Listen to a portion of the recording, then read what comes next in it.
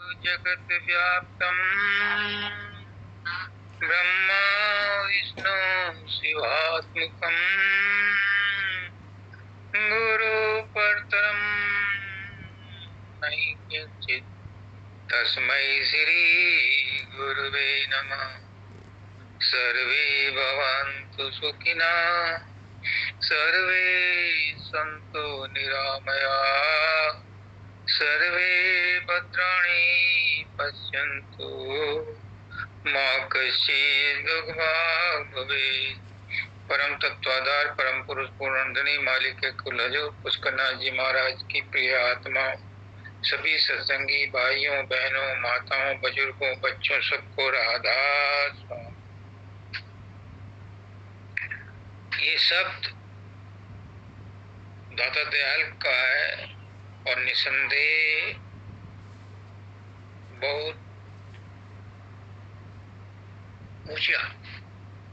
बहुत ऊंची अवस्था का शब्द है। सदगुरु को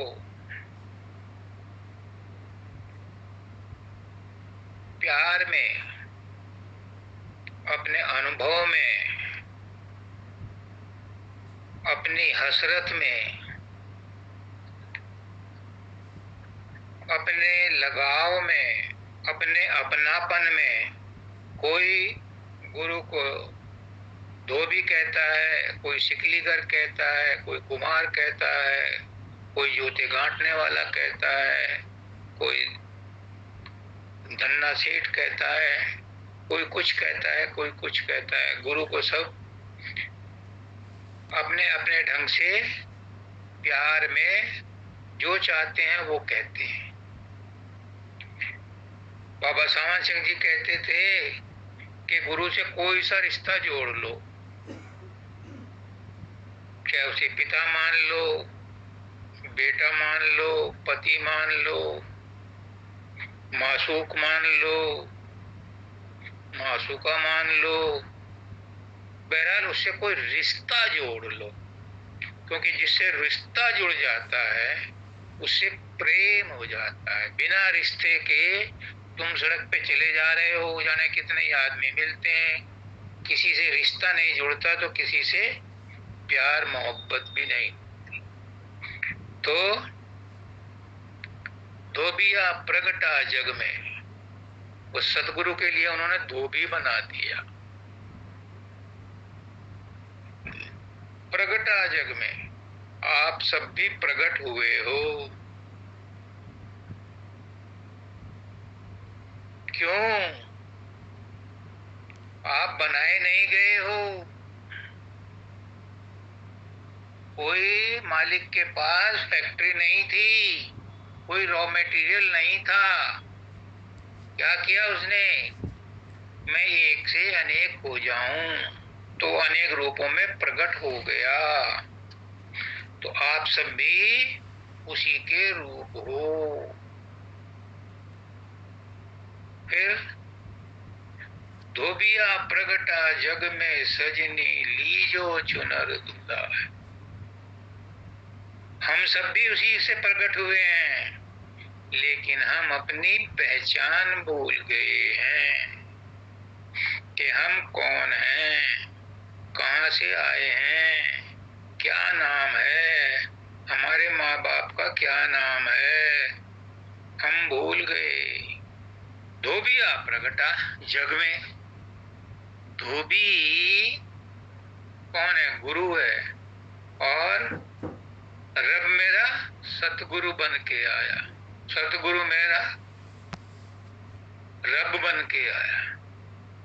रब ही सतगुरु के रूप में आता है, रब ही सतगुरु बन करके आता है। क्यों? क्योंकि हम उसके बच्चे हैं। अपने बच्चों को देखने के लिए, उन्हें सही जगह बताने के लिए वो खुद चल के आता है। जब परमात्मा सतगुरु के रूप में आता है, अपने रूप में नहीं आ सकता, आ ही नहीं सकता। ये सूरज, ऐसे हजारों करोड़ों सूरज हैं उसके बनाए हुए, ये हमारा छोटा सा सूरज अगर 1 किलोमीटर नीचे आ जाए तो सब जलकर राख हो जाए। तो परमात्मा कैसे आ सकता है? जब वामन अवतार में आए थे विष्णु, विष्णु तो उनके अधीन काम करते हैं, नौकर हैं विष्णु भगवान। तो ब्रह्मा विष्णु महेश ये 3 शक्तियां हैं जो उनके परमात्मा के अधीन हैं। जब आए थे वामन के रूप में तो 2 कदमों में तो उन्होंने आकाश और पाताल नाप लिया। तीसरे कदम के लिए पूछा कहाँ रखूं? बलि ने उन्हें दान देने के लिए कहा था। उन्होंने कहा 3 पग भूमि चाहिए। तो उन्होंने उसकी मजाक बनाई, लेकिन उनके गुरु ने जो वो थे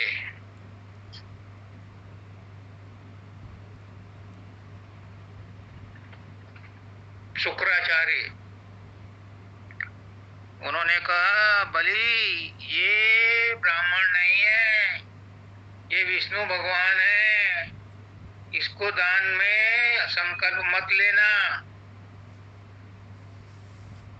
दान में कुछ देना नहीं, संकल्प नहीं लेना दान देने का, ये छली है, छलेगा तुझे।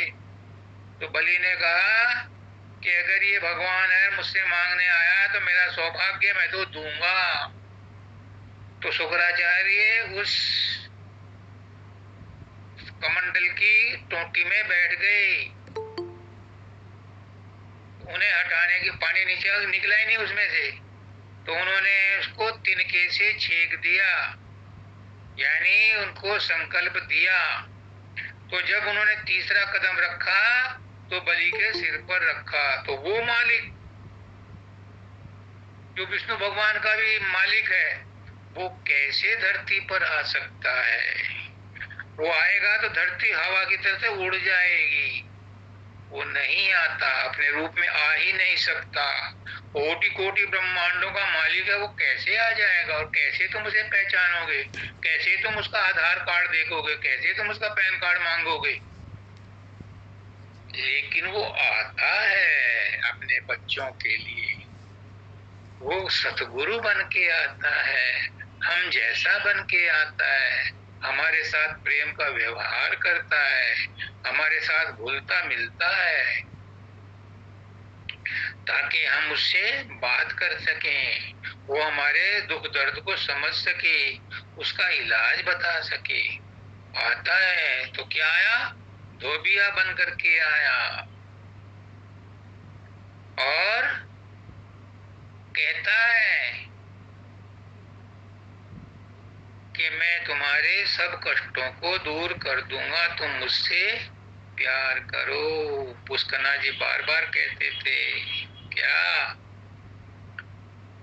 सब करनी मैं आप कराऊं, पहुंचाऊं धुर दरबारा, और तुम्हारी चिंता मैं चितरा की, तू अचिंत रह धरो प्यारा। तुम मुझसे प्यार करो, मैं सब काम करा लूंगा, मैं पुरुषार्थ भी करा लूंगा, मैं स्वार्थ भी बना दूंगा, मैं प्रारब्ध में सब खत्म कर दूंगा।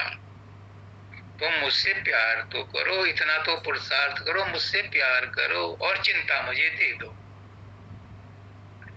चिंता दे दो, मुझसे प्यार करो, मैं तुम्हारा सारा दुख दर्द नष्ट कर दूंगा। कितना सस्ता सौदा है, कितना फ्री फंड का माल है, लेकिन कोई उनको गुरु को चिंता नहीं देता। सब कहते हैं अगर चिंता दे दी तो हमारे पास करने को रहेगा क्या? और अगर हमने गुरु से प्यार कर लिया तो हम बच्चों को प्यार कैसे करेंगे? फिर हम संसार से प्यार कैसे करेंगे? इसलिए सदगुरु धोबी बन करके आता है तो कोई अपनी चुनर भी उससे धुलवाना नहीं चाहता, क्योंकि अगर वो चुनर धोएगा अपना रंग चढ़ाएगा। सबसे लास्ट लाइन है, शब्द का रंग चढ़ा है। वो अगर शब्द का रंग चढ़ गया तो मजीठा रंग है, वो उतरेगा नहीं। इसलिए कोई उसके पास नहीं जाता, और जो जाते हैं वो उसे संसार मांगने जाते हैं। इसलिए सदगुरु का आना भी उतना मुबारक नहीं है जितना होना चाहिए। तो कहते हैं सदगुरु प्रगटा जग में सजनी। सजनी कौन है? सजनी हमारी सूरत है, हमारी आत्मा है। उसको कहा है कि ये गोल्डन अपॉर्चुनिटी है, इस समय मनुष्य शरीर भी मिला है, प्रारब्ध से सतगुरु मिला है, सतगुरु ने सतनाम भी दिया है, सतनाम के साथ तुम्हें सत्संग भी दिया है। अरे इस समय तो तुम कितने खुश नसीब हो, अपनी चुनर को धुलवा लो।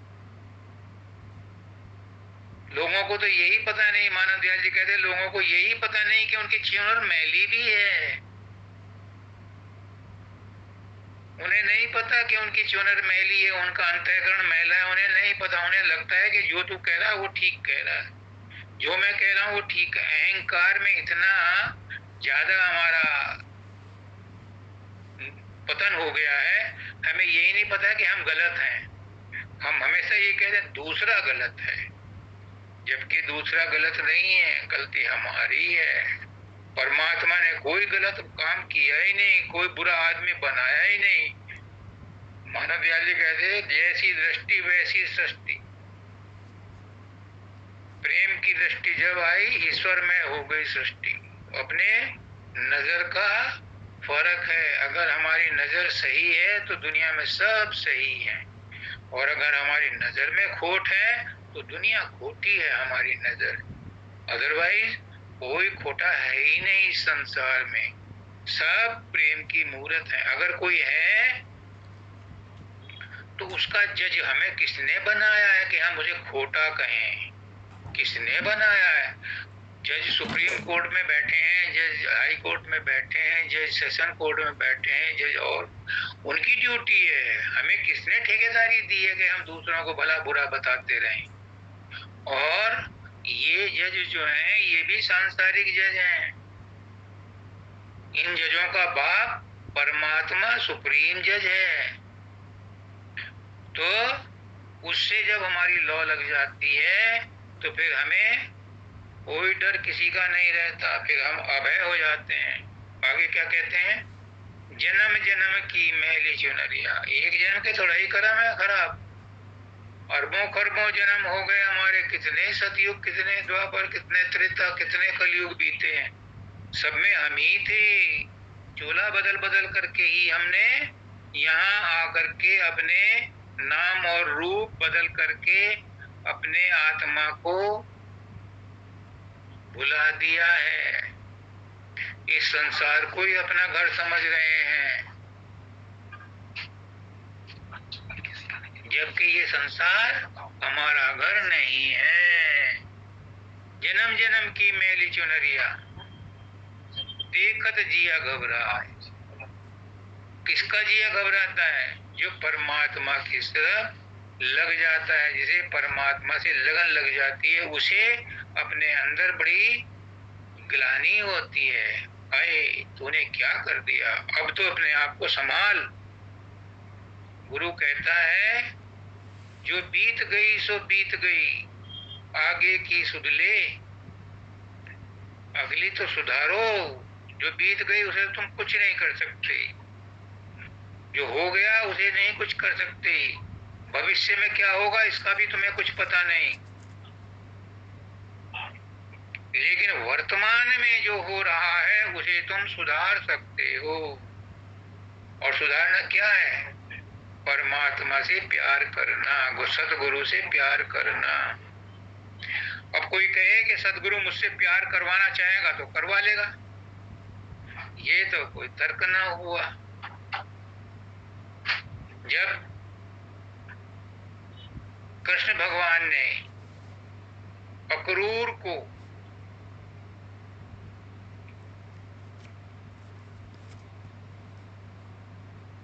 धृतराष्ट्र के पास भेजा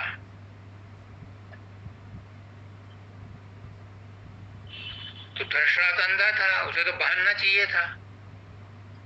तो जो अत्याचार वो उस पे कर रहा था पांडवों पर, तो कृष्ण भगवान ने अपने आप जाने से पहले अक्रूर को भेजा था कि उनसे कहो कि कृष्ण ने कहा है कि जो पांडव हैं इनके साथ न्याय करो, आप राजा हो।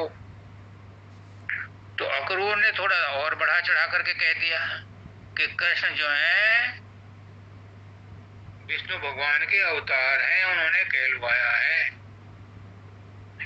कि पांडवों के साथ कुछ तो न्याय करो, अन्याय मत करो, कुछ तो न्याय करो। तो पता है धृतराष्ट्र ने क्या कहा? अक्रूर जी, आप बात तो सही कहते हैं, लेकिन अगर वो भगवान है तो मुझसे करवा लें। मैं तो पुत्र मोह में फंसा हूं और वो भगवान है तो मुझसे करवा लें। पांडवों के प्रति जो करवाना चाहेगा, भगवान तो सब कुछ करवा सकता है। भाई यही गलती की थी धृतराष्ट्र ने पहली, कि भगवान किसी की कुर्सी छीन करके खुद नहीं बैठते। कुर्सी खाली है तो बैठेंगे। अगर चाहते हो कि परमात्मा तुम्हारे ऊपर दया करे तो तुम्हें खुद को खाली करना पड़ेगा, कमरा खाली करना पड़ेगा, तब उसमें आकर के परमात्मा बैठेगा। परमात्मा तो अंदर है, पर वो छिपा हुआ है, दबा पड़ा है। जब आप उसको याद करोगे तो वो बाहर प्रकट होगा। तो धोबिया प्रगटा जग में, अब धोबी प्रकट हुआ है, परमात्मा सदगुरु के रूप में प्रकट हुआ है। अब ये सुनहरा अवसर है कि अपनी चुनर को साफ करा लो। और चुनर कितनी गंदी है? काम क्रोध की जड़ लपटानी, दुर्गंध बास बसाए। काम क्रोध लोभ मोह अहंकार हमारे अंदर इतने हैं कि अगर कोई हमें शीशा दिखाए, गुरु दिखाता है लेकिन डायरेक्ट नहीं दिखाता। गुरु किसी के ऊपर सीधे वार नहीं करता, उसको अपने ऊपर कहानी बना बना करके, बता बता करके, अपनी कमियां गिना गिना करके शिष्य को ये आगाह करता है कि ये कमियां जिसके अंदर है वो दूर करे, यानी शिष्य को उन कमियों को दूर करना चाहिए।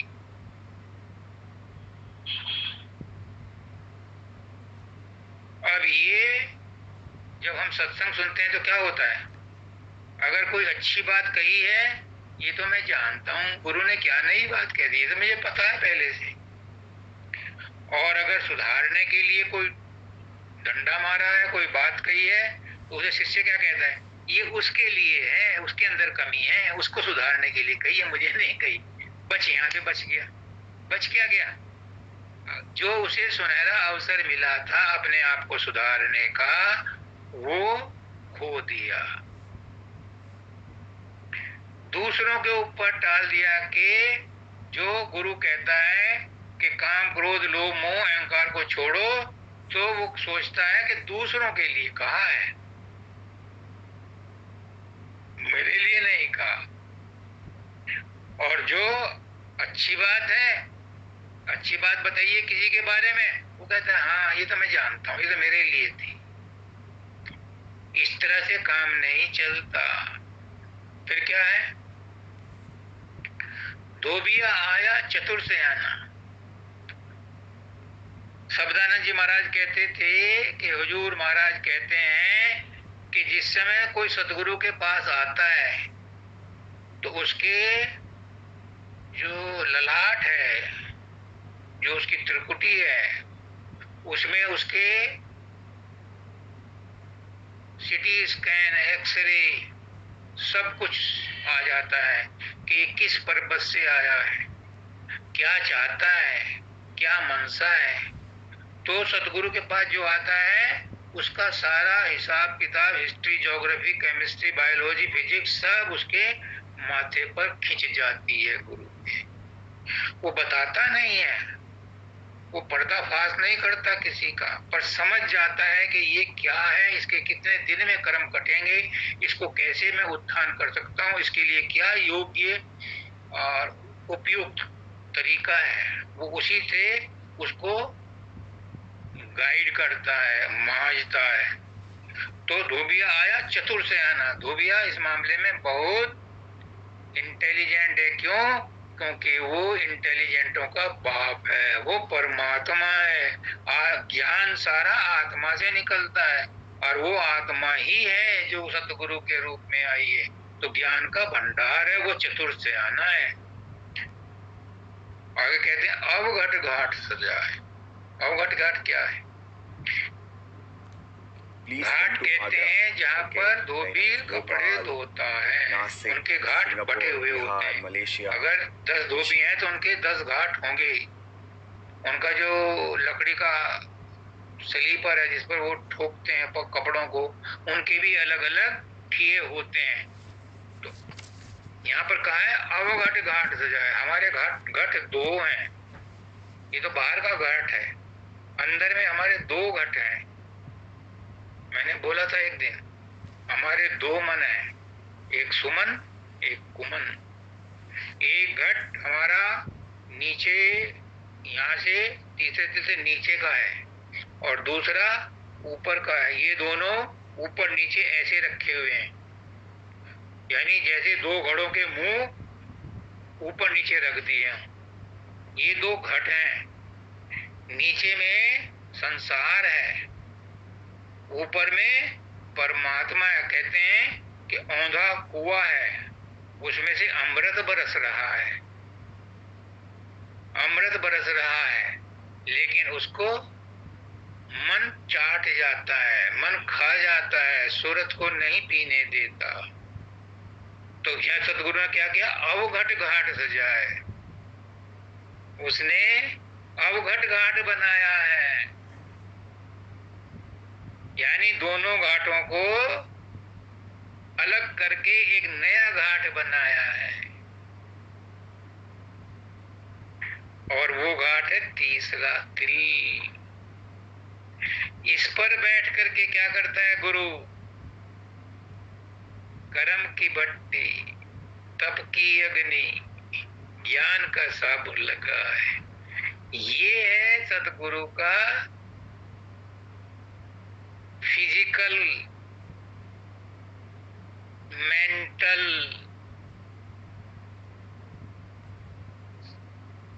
वॉशिंग। क्या करता है? कर्म करवाता है। तुम इसका ट्रांसलेशन कर दो। तुम फला की मदद कर दो, तुम सेवा करो। व्यास वालों में ये काम बहुत ज्यादा दिया जाता है। क्यों? जो सेवा करता है उसका अहंकार टूटता है। सेवा तो वही कर सकता है जो अपने अहंकार को फना कर दे। बर्तन मांजने, झाड़ू बुआरू करनी है, जूतों की रखवाली करनी है, लंगर में मदद करनी है, चौराहों पर खड़े होकर के अपने ट्रैफिक को कंट्रोल करना है। क्या है? भले ही तुम धन्ना सेठ हो, वहां तुम सेवक हो। तो जब सेवक बनता है अहंकार टूट जाता है। जब अहंकार टूटता है तो कर्म का एक हिस्सा आपने पूरा कर दिया। फिर तप की अग्नि, फिर वो सुमरन ध्यान करवाता है।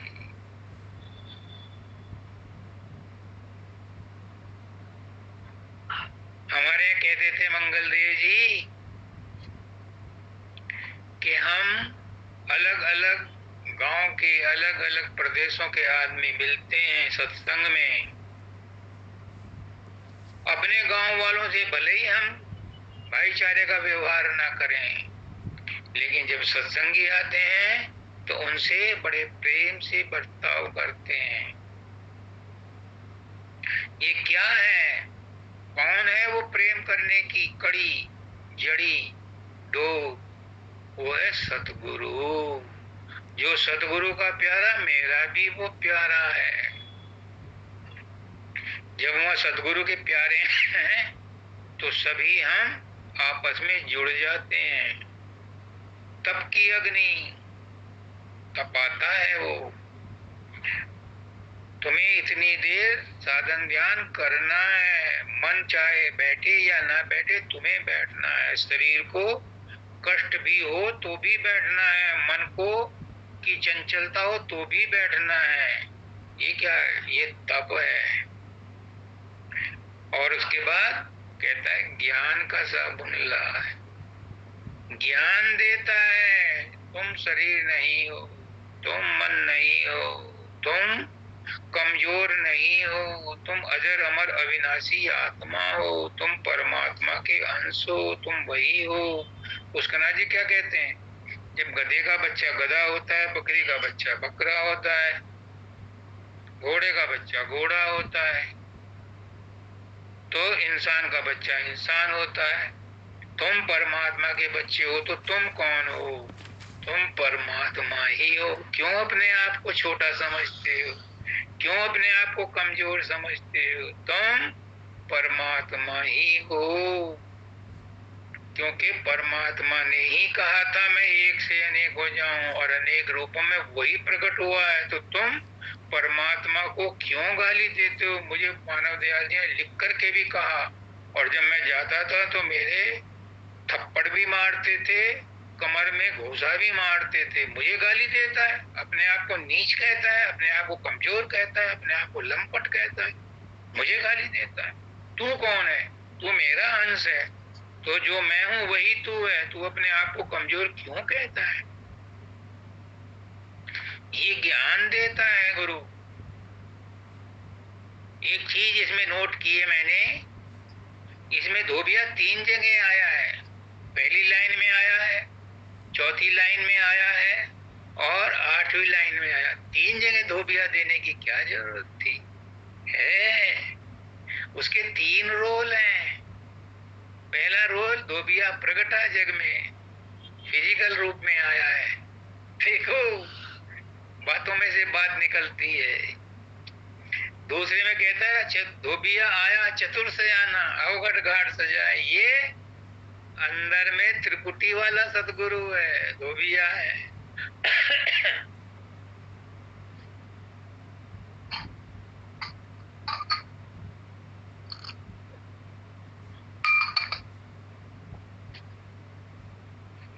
जब त्रिपुटी पर जो धोबिया है वो अपना रूप प्रकट कर देता है तो वह क्या होता है?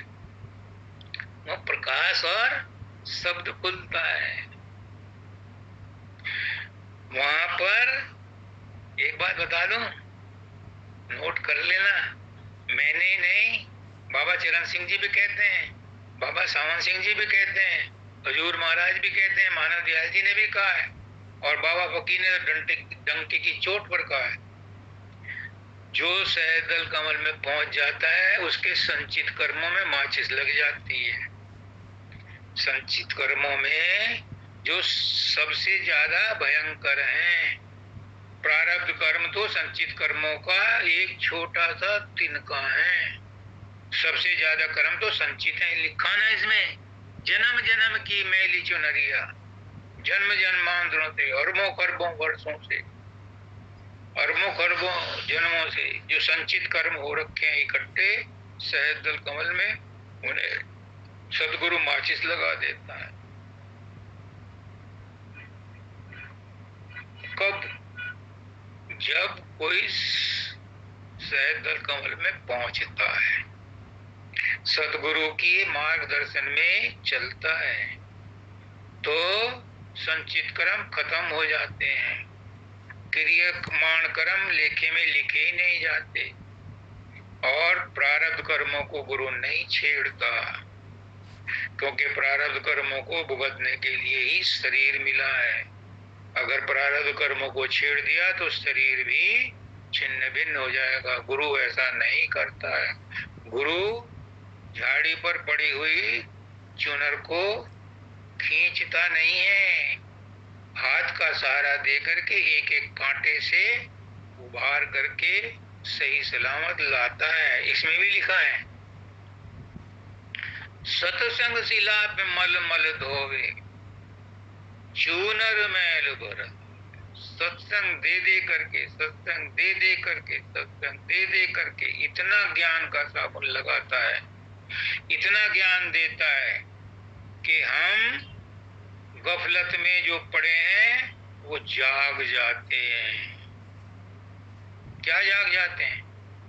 हमें अपनी पहचान पता चल जाती है, हम कौन हैं, हम कहां से आए हैं, हमारा क्या नाम है, हमें कहां जाना है। तो क्या होता है? सत्संग शिला पे मल। ये ज्ञान कहाँ देता है गुरु? सत्संग में ही देता है। जिसको सत्संग नहीं मिलता उसको ज्ञान नहीं मिलता। बिना सत्संग विवेक न होई, राम कृपा बिन सुलभ न सोई। और क्या कहते हैं? आ गई सत्संग में और संग सत का हो गया, और दुर्मति जाती रही, गुरु के मत का हो गया। यह है सत्संग का प्रभाव। तुलसीदास जी कहते हैं, सत्संगत सब मंगल मूला, सोई साधन सब अति फूला। सत्संगत मद मंगल मूला, सोई फल सिद्धि सब साधन फूला। और सब साधन तो फूल के समान है जो गिर जाते हैं, लेकिन सत्संग जो है ये मूल है, ये फल है। इस पर और क्या फल लगेगा? सत्संग जो है संत मत की इम्पोर्टेंट पौड़ी है।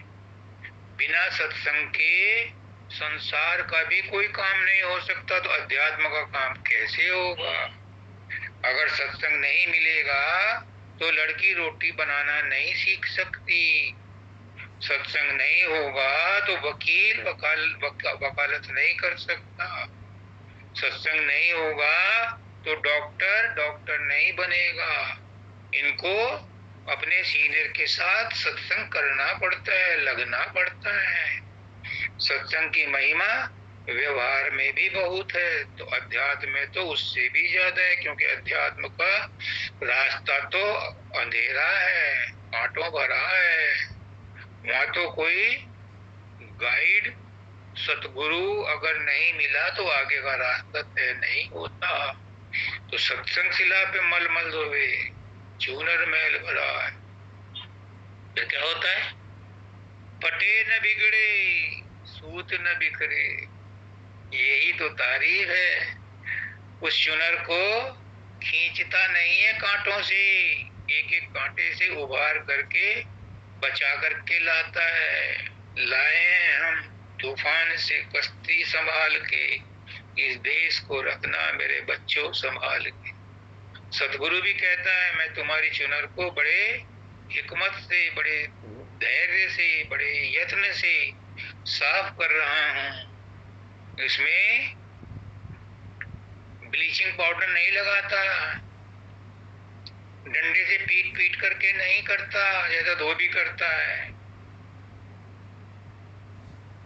क्या करता है? वो प्यार से लगाता है, प्यार से धोता है, प्यार से सारे तुम्हारे काम क्रोध लोभ मोह बदलता है। मानव दयाल जी कहते हैं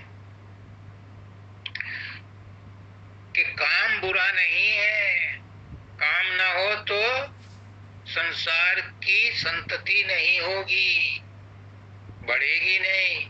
और फिर वो कहते हैं, काम काम सब कोई कहे, काम न चीने कोई, और जेते मन की कामना काम कहावे। तो जितने मन की इच्छाएं हैं वो सब काम के अंतर्गत आती हैं। तो काम बुरा नहीं है। काम का मतलब है सारी कामनाएं, अगर कामनाएं नहीं होंगी तो आप रोटी भी नहीं खाओगे। काम नहीं करोगे, इच्छा नहीं करोगे तो कपड़े भी नहीं पहनोगे, रोटी मिलेगी नहीं, सांस भी नहीं लोगे। तो कामनाएं बुरी नहीं है, लेकिन उस काम को परमात्मा को अर्पण कर दो तो वो शुभ कार्य बन जाएगा, वो निष्काम कर्म बन जाएगा, वो तुम्हारी प्रगति का कारण बन जाएगा। क्रोध, अगर क्रोध नहीं करोगे तो दुनिया जीने नहीं देगी। एक बाबा जी थे, एक गांव से गुजर रहे थे, तो उन्होंने शिकायत की यहाँ पर एक सांप रहता है, वो बहुत दुखी करता है। बाबा जी ने कहा मुझे ले चलो सांप के पास। उन्होंने सांप को कहा तू बिना वजह इन गांव वालों को दुखी मत किया कर। जब अगली बार आए तो बच्चों ने उसे पत्थर मार मार के ललुहान कर दिया। तो उस सांप ने शिकायत की, बाबा तुम्हारी बात मान करके मेरा ये हाल हुआ है। बाबा ने कहा तूने मेरी आधी बात मानी थी, मैंने कहा था इन्हें बिना वजह मत परेशान किया कर, मैंने फुंकारने को मना नहीं किया था, मैंने डसने को मना किया था। तो क्रोध अगर नहीं करोगे तो बच्चे बिगड़ जाएंगे, तुम भी बिगड़ जाओगे, घर परिवार नहीं चलेगा। क्रोध करो, लेकिन किस बात पर कि मैं क्यों पिछड़ गया गुरु के पास जाने से। मानव दयाल जी कहते हैं मुझे क्रोध आता है, दादा दयाल कहते हैं मुझे क्रोध आता है कि मैं गुरु की वो सेवा न कर सका जिसके वो हकदार थे। इस बात का क्रोध करो।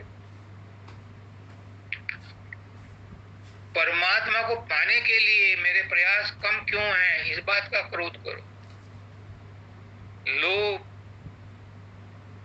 लोभ पाप का बाप है, लोभ नहीं करना चाहिए। लेकिन परमात्मा के लिए आज मैं 15 मिनट बैठूं, लोभ में आधा घंटा बैठो। गुरु ने 2.5 घंटे बताया, मैं 3 घंटे बैठूंगी। लोभ है मुझे उससे मिलने का, परमात्मा से मिलने का लोभ करो। कृष्ण भगवान कहते हैं गीता में, अर्जुन संसार में आसक्ति मत रख, ये तेरे बल को निर्बल कर रही है। तो किसी को दादा समझता है, किसी को चाचा समझता है, किसी को मामा समझता है, किसी को भाई समझता है, किसी को पोता समझता है, किसी को भतीजा समझता है, इसलिए तो युद्ध करने के लिए तैयार नहीं है। आसक्ति मत रख इनमें। और अंत में क्या कहते हैं 18वें अध्याय में, मुझ में आसक्ति रख, यानी परमात्मा में लोभ करो, परमात्मा से मोह करो, परमात्मा के ऊपर अहंकार करो कि मुझ जैसा गुरु का कोई और चेला ही नहीं, इस बात का अहंकार करो। मैं जितना गुरु की सेवा कर सकती हूँ मुझसे ज्यादा कोई करने वाला है ही नहीं। ये अहंकार तुम्हें नीचे नहीं गिराएगा, ये अहंकार तुम्हारा बल बन जाएगा। लेकिन हम क्या करते हैं, हम रूप का, धन का, ऐश्वर्य का, इनका अहंकार करते हैं, ज्ञान का अहंकार करते हैं, वो हमें नीचे गिरा देता है। तो इनका रूप बदल दो। मानव दयाल जी कहते हैं अपनी कमियां को, या इनके जो 5 वो हैं, काम क्रोध लोभ मोह अहंकार, इनका रुख बदल दो, इनका रुख संसार की तरफ से परमात्मा की तरफ लगा दो, तो ये अवगुण ना हो करके गुण बन जाएंगे। इनको यूटिलाइज करो। घटे न बिगड़े सूत न बिखरे, सहज ही साफ कराए। गुरु हमारे कर्मों को सहज रूप से साफ कराता है, डंडा फटकार नहीं मारता। बाप अपने बच्चे को खुद तो सजा देता है, माँ प्यार में बच्चे को मारती तो है, लेकिन माँ के सामने कोई उसको, उस बच्चे को दूसरा मार दे तो माँ उसके मरने को तैयार, मरने को तैयार होगी। तूने मेरे बेटे को कैसे हाथ लगाया? वो कहता है तू भी तो मार रही थी, मैंने भी एक चपत मार दिया, मेरा अधिकार है, मैं, मेरा बेटा है, मैं मार रही थी, तूने कैसे मार दिया, तेरा क्या हक है? तो जो प्यार करता है उसे मारने का हक है, गैर का मारना बर्दाश्त नहीं कर सकती माँ। परमात्मा भी ऐसे ही है, खुद तो कष्ट देता है पर वो नहीं चाहता कि दूसरा उसे कोई कष्ट दे। लेकिन हम परमात्मा को अपना मानते ही नहीं है, हमने परमात्मा को अपना माना ही नहीं है। जब हमें कोई कष्ट आता है, कोई मुसीबत आती है, रेल का रिजर्वेशन नहीं होता, तो हम चारों तरफ की दौड़ धूप लगाते हैं, सोर्स लगाते हैं। कृष्ण भगवान क्या कहते हैं, जो भी तुम सोर्स सिफारिश लगाते हो उनमें जो भी शक्ति है वो मेरे से ही शक्ति लेकर के आपका काम करवाते हैं। इसलिए जो जो जिस जिस रूप में मुझे भजता है मैं उसी रूप में उसकी मदद करता हूँ। जिनकी तुम सिफारिश लगाते हो उन सिफारिश वालों में भी मैं ही मौजूद रहता हूँ। और अगर डायरेक्ट मुझसे मांगोगे तो क्या मैं नहीं दूंगा, तो भी मैं खुशी से दूंगा। फिर वो कहते हैं राधा स्वामी धोबिया न्यारा, शब्द का रंग, ये तीसरा धोबिया आ गया। पहले दो धोबी थे, ये तीसरा है। ये कौन सा धोबी है, ये राधा स्वामी धोबी है, जो सतलोक तक ले जाएगा, सतलोक से भी परे ले जाएगा। क्योंकि ये राधा स्वामी धोबिया है। अब तक राधा स्वामी धोबिया नहीं आया था, अब आया राधा स्वामी धोबिया। राधा स्वामी धोबिया कौन है, संत सतगुरु वक्त। राधा स्वामी का मतलब है संत सतगुरु वक्त। और संत सतगुरु वक्त कौन है, जो परमात्मा का ही रूप है। ये क्या करेगा, शब्द का रंग चढ़ा है, ये आपको शब्द में ओतप्रोत कर देगा। गुरु वही जो शब्द सने ही, शब्द बिना दूसर नहीं से ही। गुरु शब्द स्वरूपी है, गुरु से मिलकर के तुम उसके रंग में रंग जाओगे। उसका रंग कौन सा है, उसका रंग शब्द का है। तुम उसके साथ जाओगे तो तुम्हें भी शब्द में रंग देगा। जय श्री कहती है मैं तुम्हारे पास आई तो मुझे शब्द मिल गया, मैं तुम्हारे पास बात करी तो मुझे ये मिल गया। क्या मिल गया, अंदर में ही था। गुरु के पास जेब में कुछ नहीं है। आपकी श्रद्धा और विश्वास जितने पिघले, आपका मन जितना निर्मल हुआ, उतना ही शब्द प्रकट होता है। शब्द वहीं प्रकट होता है जहां मन निर्मल होता है। तो शब्द का रंग चढ़ा है, शब्द का रंग जिस पर चढ़ जाता है फिर वो किसी के तब पे नहीं आता। क्योंकि शब्द कौन है, शब्द परमात्मा का ही रूप है, शब्द परमात्मा ही है। शब्द ही परमात्मा है, शब्द से ही रचना हुई है, शब्द ही रचना का आधार है, शब्द ही शब्द है, शब्द ही अशब्द है और अशब्द ही परमपिता परमात्मा अलग अगम अनामी अप्रगट रूप है। जो प्रगट है वो शब्द है, जो अप्रगट है वो अशब्द है। और अप्रगट कौन है, वही है, उसी को निराकार कहते हैं। शब्द जो गुरु के अंदर प्रकट होता है वो पहले साकार रूप में होता है, फिर वही निराकार में होता है। तो सदगुरु कौन है, सदगुरु तारने आता है, तारनहार है। सदगुरु खेवट है, सदगुरु बहुत कुछ है। सदगुरु क्या है ये तुम क्या जानो, पहले अपने आप को पहचानो, तब तुम्हें पता चलेगा कि सदगुरु क्या है। इसलिए पहचान ले अपने को तो इंसान खुदा है। जाहिर में वो खाक है मगर खाक नहीं है।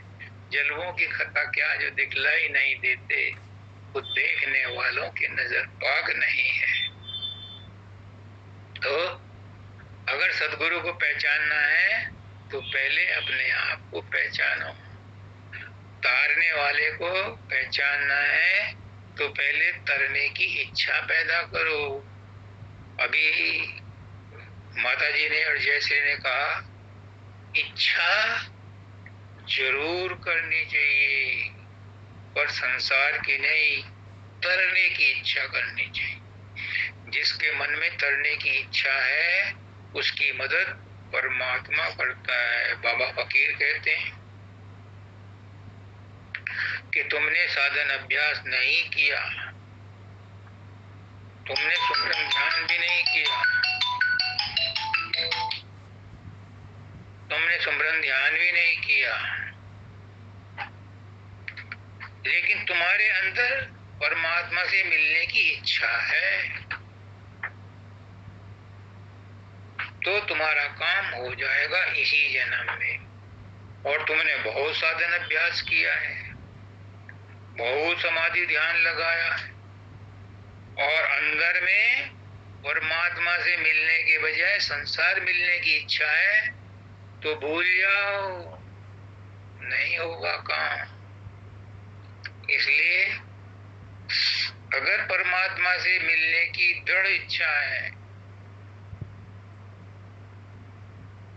परमात्मा से मिलने की तड़प है, उत्कंठा है, बेबसी है, बेकरारी है, तो परमात्मा हाल हजूर तैयार है।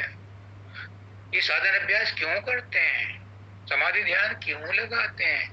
परमात्मा को मिलने का इससे कोई संबंध नहीं है। परमात्मा तो दिल की भाषा मानता है, जानता है, पहचानता है। अगर दिल से परमात्मा से प्रेम है, तड़प है, तो परमात्मा वहीं हाल हजूर है। साधन अभ्यास सुमरन ध्यान हम क्यों करते हैं? ये मन को साफ करने के लिए करते हैं, मन को स्थिर करने के लिए करते हैं, मन को निर्मल करने के लिए करते हैं। कबीरदास जी कहते हैं, मन मेरा निर्मल भया जैसे गंगा नीर, और पाछे पाछे हरि फिरे कहत कबीर कबीर। ये सिर्फ मन को साफ करने के लिए है। क्यों? मन साफ हुआ तो आत्मा और मन दोनों मिलकर के ऊपर को चढ़ेंगे। ऊपर चढ़ करके मन का वर्कशॉप है तीसरा तिल, मन का जन्म स्थान है, डोमिसाइल है त्रिकुटी। तो मन अगर शुद्ध हो गया तो अपने जन्म स्थान, अपने नेटिव प्लेस में जाकर के त्रिकुटी में आराम करेगा।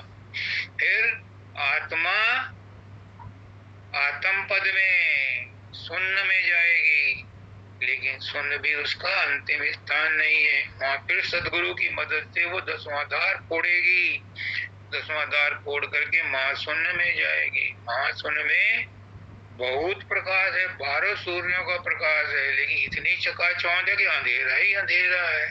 वहां सदगुरु उसकी मदद करता है, हाथ पकड़ के ले जाता है, और भंवर गुफा में जाकर के उसे होश आता है, मैं वही हूँ, मैं वही हूँ। जैसे एक बेहोशी की हालत में बच्चा कहता रहता है, माँ माँ माँ, ऐसी वो कहती है, मैं वही हूँ, मैं वही। फिर सदगुरु की मदद मिलती है और वो सतलोक में पहुंचती है। सतलोक में पहुंच करके वो आजाद हो जाती है। सतलोक में महाप्रलय भी नहीं होती। सहजल कमल में प्रलय होती है, सब नष्ट हो जाता है। महाप्रलय में त्रिकुटी भी खत्म हो जाती है। ब्रह्मा विष्णु वहीं से खत्म हो जाते हैं महाप्रलय में। दोबारा जब रचना होती है तो माँ क्या नाम ब्रह्मा विष्णु महेश दोबारा पैदा होते हैं। ये तो हमारे शास्त्र बताते हैं, पुराण बताते हैं, यही राधा स्वामी मत कहता है। लेकिन सतलोक में रचना दोबारा नहीं होती, वहां कोई प्रलय महाप्रलय नहीं होती। वहां के जीव हमेशा एक रस रहते हैं। तो तारने वाला कौन है? तारने वाला है सतगुरु। और तरने वाला कौन है? तरने वाला है जिज्ञासु, जिसको तड़प है। मानव दयाल जी एक और शब्द कहते थे, तारने वाले ने तारा तर गए, सब तर गए। कौन तरेगा? जिसको तरना था तरे, वह भवनिधि के तट पर गए। वो सत्संग में आएंगे। सत्संग क्या है? भवनिधि का तट है, याद रख लेना। सत्संग की महिमा बताइए ऊपर भी। सत्संग शिला पे बल सत्संग में कौन आएगा, बमने जी कौन आएगा? जिसको तरने की इच्छा है। जिसको तरने की इच्छा नहीं है, आनंद त्यागी जी कहते थे कि एक एग्जीक्यूटिव इंजीनियर था, वो बापू आदाराम जी का शिष्य था। उसने कहा कि मैं तो बापू से कह दिया मुझे नहीं चाहिए मुक्ति फुक्ति, मेरा एक लड़का कनाडा में, एक अमेरिका में, एक मेरे पास है, 3 गाड़ियां यहाँ हैं, ऐश की जिंदगी है, सब कुछ मिलता है। नहीं है उन्हें तरने की इच्छा, ये तो सब छोड़ के जाना पड़ेगा। एक और बात रह गई ऊपर से,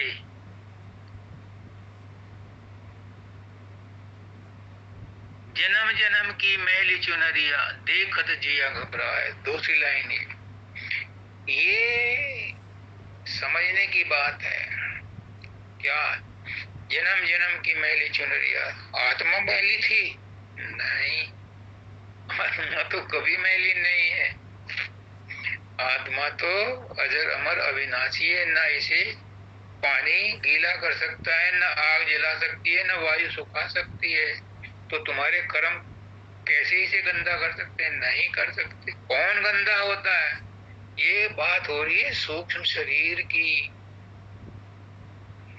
वही है जिसमें काम क्रोध लोभ मोह अहंकार इकट्ठे होते हैं। किसमें होते हैं? सूक्ष्म शरीर में होते हैं। और मन उसका प्रधानमंत्री है, सूक्ष्म शरीर का। दुर्गंध बास बसाए, किसमें आती है दुर्गंध? वो भी मन में आती है, सूक्ष्म शरीर में आती है। तो सारा हथकंडा बार बार जन्म कौन लेता है? आत्मा नहीं आती। आत्मा तो सब जगह मौजूद है, वो कहाँ आएगी, कहाँ जाएगी? कहते हैं मरने के बाद आत्मा कहाँ जाएगी? अरे कहाँ नहीं है आत्मा जो यहाँ जाएगी। आत्मा तो सब जगह है। फिर आना जाना किसका हुआ? ये सूक्ष्म शरीर का हुआ। समझ लो, क्यों डरते हो? डरने की कतई जरूरत नहीं है। आत्मा तो अजर अमर अविनाशी है, स्वच्छंद है, स्वतंत्र है। उसका मन के साथ पीछा छुड़ जाए तो कुछ भी डर नहीं है। और मन का पीछा कब छूटेगा? जब सदगुरु के बताए हुए रास्ते पर चलोगे। मन से पीछा, सूक्ष्म शरीर से पीछा छूटना है। जब सूक्ष्म शरीर से पीछा छूटता है तो सूक्ष्म शरीर कहाँ जाता है? मैंने बहुत पूछा। एक दिन पुष्करनाथ जी ने कहा, राजेश सूक्ष्म शरीर कहाँ से निकलता है? मैंने कहा मालिक से मिलता है, निकलता है। अब तो तू क्यों चिंता करता है? जब तेरा सूक्ष्म शरीर से और आत्मा का नाता छूट जाएगा तो सूक्ष्म शरीर कहाँ जाएगा? अपने मूल स्रोत में जाएगा। और मूल स्रोत क्या है? वही परमात्मा है, परमात्मा मिल जाएगा। अरे इतनी सीधी सी बात। तो छोड़ना कुछ भी नहीं है, कुछ भी नहीं छूटेगा। सब कुछ एज इट इज अपने आप में मौजूद है। जब मन निर्मल हो जाता है तो कहाँ जाता है? आत्मा में ही मिल जाता है। क्योंकि विशुद्ध मन ही आत्मा है, विशुद्ध आत्मा ही सूरत है, और विशुद्ध सूरत ही परमात्मा है। कहाँ है फर्क? सिर्फ अशुद्धि का है। अशुद्धि भी आत्मा पर नहीं पड़ी। मन की अशुद्धि आत्मा में परिलक्षित होती है, रिफ्लेक्ट होती है, रिफ्लेक्शंस है ये। मन के अंदर जो मोटर है वो आत्मा से चार्ज होती है। आपके छत पर जो सोलर सिस्टम है, सोलर पैनल है, वो सूर्य चार्ज होता है। सूर्य की किरण उसके लिए दोषी नहीं है। वो वहां बैठ करके नहीं रहती, आती हैं चली जाती हैं। उनकी तो प्रेजेंस से ही वो चार्ज होता है सोलर पैनल। ऐसे ही सूक्ष्म शरीर के अंदर जो मन है वो आत्मा के जो सब जगह व्याप्त है, सब जगह कण कण में व्याप्त है, वहां से वो चार्जिंग अपने आप लेता रहता है। इसको मोटर करंट कहते हैं महाराज साहब। ये मोटर करंट अपने आप चार्ज होता है आत्मा के प्रकाश से। जैसे सोलर पैनल से अब ये चंद्रयान 3 गया है, इसमें भी सोलर पैनल लगा करके भेजे हैं। वो सूरज से चार्ज हुआ करेंगे, क्योंकि यहाँ से कितना फ्यूल भेजते वो।